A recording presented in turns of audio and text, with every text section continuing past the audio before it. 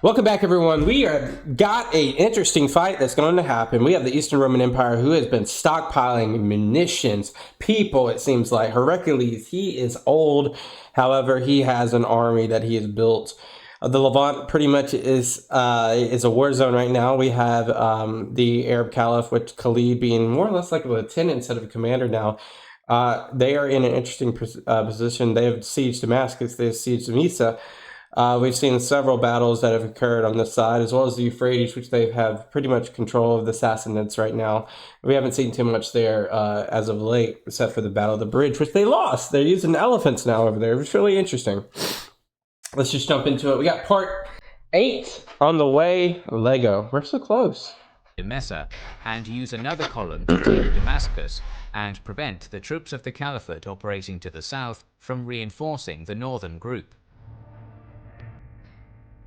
The army left Antioch in the middle of June.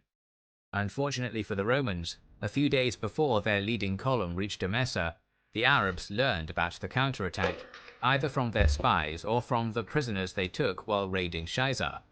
So Abu Ubaidah ordered his corps to fall back. So they're retreating. Initially, the idea was to retreat to Damascus to preserve this conquest, but the city was surrounded by open space that would have given an army with superior numbers an advantage. So the Arabs started retreating towards Jabiya, which was located between the river Yarmouk to the south, Lake Tiberias to the west, and the desert to the east. Messengers were sent to the southern group with the order to march towards Jabiya. Okay. The Byzantines, who barely missed an opportunity to crush their opponents around Emesa, started chasing the Arabs, slowly coalescing after taking the city. They retook Damascus and continued south, and sometime in the middle of July 636, their vanguard made contact with the Caliphate's rearguard to the north of Jabiya. Okay. The Arab commanders, who initially liked their position, now understood that they might be attacked from the southwest via the narrow passage between Lake Tiberias and the river Yarmouk. Okay. The Byzantine field army could have engaged them from the front, while the garrison of Caesarea might have attacked using the passage. Therefore, Abu Ubaidah left Khalid in command of the rearguard and started repositioning his troops. The latter engaged the Byzantine vanguard, led by the light Christian Arab horsemen, allowing the rest So they had to go around the water of the army to move unharassed. The Muslims encamped in the eastern part of the plain of Yarmouk. Some distance to the east of them were the lava hills, stretching from north to east of Ezra. This is a really cool format. I guess we got the Romans on the left here. And the mountains of Jabal ad-Druz. A few days later, probably in the last days of July, the Roman army entered the plain and built a fortified camp in its western part. With the central portion of the plain left unoccupied, the army started preparing for battle by scouting the enemy positions. The sources mention extensive negotiations which continued for weeks, but the details of the talks are convoluted. In short, they ended in failure and the battle was inevitable. According to some sources, the Caliph's reinforcements, consisting of 5,000 famous Yemeni archers and 1,000 famous Yemeni archers, like Yemeni meaning Yemen, and companion infantry 1,000. Okay. footmen, who were veterans of the earliest Muslim campaigns in Arabia, joined the army sometime during this negotiation. Okay. They got strength in numbers. The battlefield was enclosed on its western and southern sides by deep ravines. To the west, Wadi-ur-Rakad flowed into the Yarmouk River near Yekasa. This stream ran northeast to southwest for 11 miles through a deep ravine with very steep banks. The ravine was crossable at a few places, but there was only one main crossing, where the village of Kafir-ul-Ma stands today. South of the battlefield ran the canyon of the Yarmouk River, while deserts occupied the north and east of it. The plain was mostly flat, save for a small hill called Samain. On the 14th of August, the Roman army moved forward and started forming up to the east and north of Alan. It is debated whether the army was commanded by the Armenian general Vahan, or each of the 5 corps had a separate leader. It wasn't the Gassanids a vassal state prior? The Byzantine army positioned itself as follows. The light Ghassanid cavalry of Jabala was stretched across the plain as the vanguard, with the objective of screening the army and skirmishing with the enemy. Kanatir commanded the left flank, while Grigori was on the right flank, and two central corps Roman cataphracts. Okay. were led by Derjan and Van. The Romans had spear and sword infantry in the first rank, archers in the second, and cavalry behind them. Although Abu Ubaidah was the overall commander appointed by the Caliph, sources claim that he allowed Khalid to be the one giving the orders. The Muslim force matched the widths of the Roman army, but as it was smaller, its formation wasn't as deep. Khalid moved some of his light cavalry to the vanguard to observe the Romans. The infantry was divided into 4 corps, made up of 9 units each, And Khalid's in front. with infantry in the front and archers behind them. Oh wait, no, Khalid's in the middle. I just read that backwards. There were 3 cavalry units behind each flank and center, while Khalid's mobile cavalry unit served as a reserve.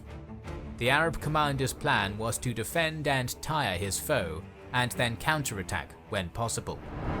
Both armies had a southern flank secured by the river Yarmouk, while the northern flank bordering the desert offered a chance to outflank the enemy. The Battle of Yarmouk started on August 15, 636, with the Roman light cavalry vanguard moving behind the main army, mostly reinforcing the left flank cavalry. The Arab vanguard did the same and joined the main cavalry They're just mirroring each other at this point. units. It is unusual to see a battle fought in this era which wasn't started by a clash of light skirmishers, but the sources didn't mention this happening, instead insisting A duel? that the champions of both sides dueled for a few hours. In any case, after the screening forces pulled back, The Muslim Caliphate always wins the duels. It's so interesting to me. a third of the Roman infantry advanced across the front at midday. Soon the Roman footmen clashed with their counterparts, while the archers in the second rank skirmished, sending volleys above the heads of their infantry. The details of this first day are scarce, but it is possible that the Byzantines decided that a reconnaissance in force would provide benefits. Their attack was slow and lacked determination. After a few hours of fighting, they disengaged and returned to their initial positions. The first day of battle was over, and the sides returned to their respective camps. At night, a few Roman light cavalry units moved forward, but they were caught by their Arab counterparts and forced back. These raids were seemingly disjointed and lacked an objective, as they were not conducted by nearly enough troops to do much damage. However, they allowed the Romans to form up in the darkness without alerting the enemy. The plan was to attack the Muslims as early as possible, not giving them the opportunity to get into formation. Indeed, the whole Roman army attacked before dawn. Some sources claim they knew of the Muslim religious rites, that one of their prayers happened at this time, and decided to use it to their advantage. There you go. Unfortunately for the attackers, the same light cavalry patrols who fought them during the night were ordered to remain in front, and as soon as the Romans came into contact with these forward units, the Arabs retreated to their main force and informed them of the impending attack. To the surprise of the Romans, their foes managed to prepare for the attack. However, they had their orders, and so the second day of the battle began. Right and early. The Roman plan was to tie up the Muslim army's center and pressure its wings. To that end, the attack in the middle was relatively passive. The Byzantine left attacked the Muslim right head-on. The first 2 attempts to break through failed, but the Byzantines had a numerical advantage and used it. Fresh troops moved to the front, and the third attack pushed the Arabs back. Some of them started retreating towards their camp, and some joined the center right. This opened a way for a counterattack by the Arab right-wing cavalry. Its charge wasn't strong enough to force the Romans back, but tied them up for some time, allowing the infantry to retreat. Soon the cavalry was unable to withstand the pressure and also retreated. Later Muslim sources mention that the wives of the retreating warriors shamed them into returning to the battle. We don't know if that is true. That's funny. But the Arab right flank reformed and started marching toward. I don't know why the right here, the Romans, why they didn't break ranks and try to. I mean, what is there's not much of a distance legend here between these 4 skirmishes that are happening, these 4 walls. You know, it would make sense if like they just shifted and then they attacked the right Muslim flank right here, and they would just wipe them out. I don't know why they didn't do that. Know if that is true, but the Arab right flank reformed and started marching towards the approaching enemy. Meanwhile, the Roman right, which was probably made of the best heavy infantry in the empire, was even more successful. Some sources mention that it was fighting in a testudo formation, but that is probably an anachronism. In any case, Testudo. the first or the second attack by this group drove the Muslim left flank back, and they hastily retreated towards the camp. Similar to what happened on the other side of the battlefield, the Muslim cavalry attempted to stem the enemy advance with a counterattack, but it failed, and the horsemen joined their infantry en route to the camp. It's not looking The good. sources once again claim that their wives urged them to return to the battle, and even threw stones at their husbands. As the Roman right was slower due to its heavier armour, the Arabs had more time to rearrange their line and move towards the Romans. An attentive viewer might ask why the Byzantines didn't exploit these breakthroughs by pouring troops between the gaps in the Muslim formations, or by outflanking Yeah, that's literally like the biggest question mark right here. Like, there's no reason they wouldn't. the enemy right by widening the front. In truth, we don't have answers to these. See, that's just so hard for me to believe that this went down this way then. And like, they're inept. Like, these generals that are generals are just not ambitious enough at this point. They're just so conservative. Questions, but it can be assumed that the fresh Muslim cavalry in the center and in the reserve probably discouraged the former, while the latter was dangerous due to the fact that the Arabs had already used desert terrain numerous times in the past to outflank the Byzantines. It was noon, and Khalid had just been watching the battle until that moment, but seeing the return of the wings spurred him into action, taking command of the cavalry in the center. First, his united cavalry force charged to the right, and moments after joining up with the right wing, attacked the enemy left. The Romans didn't expect an attack from the flank, and were forced to retreat to their original positions, losing men along the way. Wow. To the south, the left of the Caliphate's army was about to engage the Byzantine right. Initially, the Arabs were getting the worst of the fight, and were about to break and flee again. However, Khalid was on his way. He sent one unit of his cavalry to exploit the gap between the enemy right and center right, and charged the rest into the side of the Roman right. See, they did what the Romans failed to do. As mentioned, this was the best Roman infantry, so they resisted longer than their counterparts and suffered fewer casualties, but still retreated. What's that one cavalry doing? He's just running down the middle of the plains now. The cavalry unit sent to attack the Roman center right surprised the latter, managing to break in and killing the commander of this group. Wow, okay. The Romans recovered from their surprise and pushed back the attackers. That's insane. However, seeing that their flanks were retreating, the center also broke off and returned to their starting positions. Both parties probably suffered similar casualties, with the majority of the Arab losses during the early retreat. The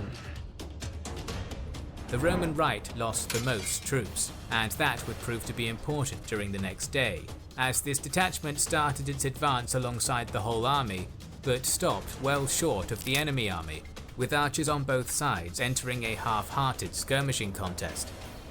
Meanwhile, the Roman center-right engaged the Arabs, but this attack only served to tie up this portion of the opposing army. The main attack targeted the right and center-right of the Muslim army, and although initially the Roman onslaught was slowed, their numbers started to play a role. The Muslims started to retreat, especially on the right flank, where their line was pressed all the way up to the camp yet again. This allowed the Romans to increase the pressure on the rightmost units of the Muslim centre-right. See, they're chasing them this time. They didn't do that last time. And start turning the line. Amir's corps finally reformed and returned to the battle, but all their efforts only managed to stabilize the line. The Arab cavalry in the second line attempted to outflank the Romans, but Canatir moved his own to block off this advance. Seeing that the Roman right was being passive, Khalid deduced that his left was safe. He moved the reserve cavalry to the right and charged the Roman flank. The Byzantine commander attempted to move more troops from his second rank to widen his front, and it worked for some time. However, the Romans now lacked their previous depth, and with this advantage negated, the Arabs in the other parts of the line started to push back. It's nighttime. Approaching dusk, the continuation of the battle became impossible, and the attackers disengaged, retiring to their initial line. Dang. It is clear that the Romans were getting frustrated, as they expected their numbers to prevail at this point in the engagement. I mean, numbers aren't much when you're so conservative. In the first 3 days, the Romans probably lost more troops, but they still outnumbered their foe. Meanwhile, for Khalid, the main worry was the losses among the Yemeni archers and on the right flank. The Roman plan for the next day We're on day 4 already? Dang, this is a long battle, I swear. was to attack the right half of the Caliphate's army, to divide it and encircle each corps separately, and then do the same with the left half. To that end, their left attacked the Muslims, and soon the right flank of Khalid's army was shoved back yet again, but not as far as in previous days. Made up mostly of the Armenians, the Roman centre-left was equally successful against the Muslim centre-right. And then the left-hand side, they're just, you know, we ain't got nothing to do. We ain't got nothing to do over here. Like the two left corps right there. Like, it's kind of funny how, like, the cadences of how these things are interacting. This time, the Roman troops were able to turn this portion of the Arab line, which opened up space between their corps, and the Christian Arab light cavalry, which was stationed in reserve behind the centre, was commanded to charge into this gap. The Muslims were suffering heavy casualties, and it was becoming clear that Khalid needed to move to the area to stop the Romans from winning. Is Khalid Batman at this point? Like, if at any time something's going wrong, Khalid, alright, need Khalid, come on. Before he did that though, he sent word to the left and centre-left, ordering them to advance and tie up the forces in front of them. With that, the Arab commander divided his cavalry into 2 halves. One of them moved to the left and attacked the Armenians from the side and rear, while Khalid himself moved against the Christian Arabs. The arrival of the reinforcements invigorated the beleaguered Muslims, and they counterattacked. The fight here continued for a few hours, until eventually the Muslims started gaining the upper hand. Engaged from 3 sides, the more heavily armoured and disciplined Armenians suffered some casualties, but were still able to retreat in relative order.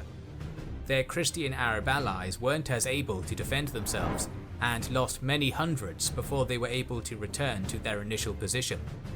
Seeing that their centre had fallen back, the Roman left also disengaged. However, the left half of the Muslim army was still in melee. Initially, the Arabs had the upper hand as their charge surprised the Romans, but their commanders steadied the troops, and soon they were pushing back. The small number of Arab archers proved to be their undoing, as the Romans had the upper hand in skirmishes.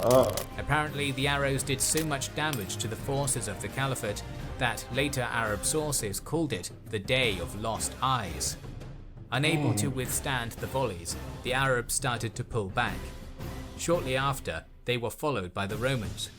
This attack had the Muslim forces on the back foot and in full flight, all of them except the leftmost unit of the centre, which managed to crush the enemy detachment in front of it and attacked the right side of the Roman centre. Eventually, this group was overwhelmed. The Muslim withdrawal stopped around the camps, but they were chased by the Romans. According to the Arab sources, The Muslim women joined their brethren in the fight against the attackers. It is impossible to confirm it. Yeah, a lot of these. I'm not going to diss anything. I'm just saying a lot of these sources feel one-sided, but we'll take it with a grain of salt. But it seems that by the end of the 4th day of the battle, the Romans were either pushed back or disengaged on their own. Both sides were extremely tired and battered. Some sources mention that there was an attempt to negotiate from the Romans and that the Arabs refused. The Romans negotiating? Because, like, at this point, when I look at this, numbers-wise, the Romans are up. I don't see why they would negotiate, you know? Mentioned that there was an attempt to negotiate from the Romans and that the Arabs refused. But in any case, the army spent the 19th of August resting. Khalid made just one change to the formation. All of his horsemen were drawn into one large detachment behind the right-wing infantry, save for one cavalry unit which was sent north into the desert. At the dawn of August 20th, the 6th day of the battle, both sides charged and engaged in a melee across the line. After the melee began, Khalid sent a portion of his cavalry forward with an order to attack the side of the Roman left, but upon their approach, Roman cavalry wheeled around their footmen and blocked their advance. That was the moment the Arab commander was waiting for, as the rest of his horsemen moved forth, attacking the Roman cavalry from the side and rear.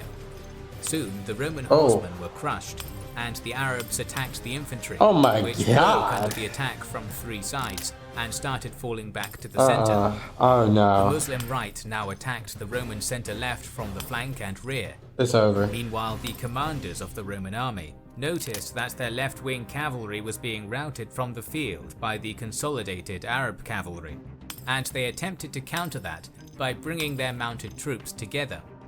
Unfortunately for the Romans, it was too late, and before they were able to form up, Khalid smashed into them, routing them. The Roman cavalry wasn't able to resist for long, and promptly started to leave the field of battle. Back east, the Armenians were defending against attacks from 2 sides, and for now were able to hold off 3 sides. However, after Khalid dealt with the Roman cavalry and made sure that they wouldn't return, his horsemen charged into the rear of the Armenian formation. They collapsed under the charge and started retreating to the southwest. The Arabs repositioned to attack the center right and the right of the Roman infantry, but before they did, the latter fled on their own, again to the southwest, towards the only crossing over the river. All the while, the Muslim cavalry blocked off their retreat from the north and footmen from the east. The remains of the Roman army were hoping to cross Wadi al-Rakad, but the 500-strong Arab mounted unit sent away into the desert had already been commanded to block off this crossing. I didn't know that's like 500 strong. That's what that represents. That's crazy. Oh my god. Understanding that they were in a trap, the Roman officers attempted to form up some kind of defensive line.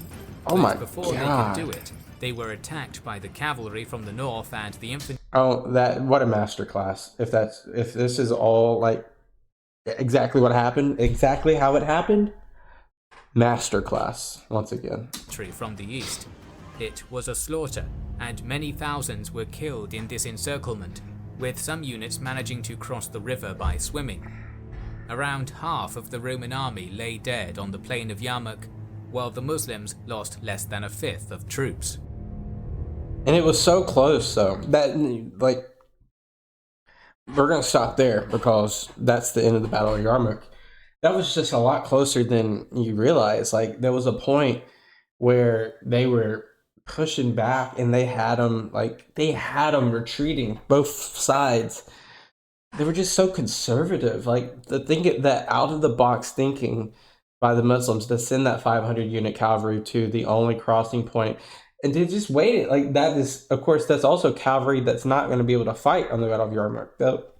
What a foresighted-ness there. Because what happens if the Muslim army gets defeated?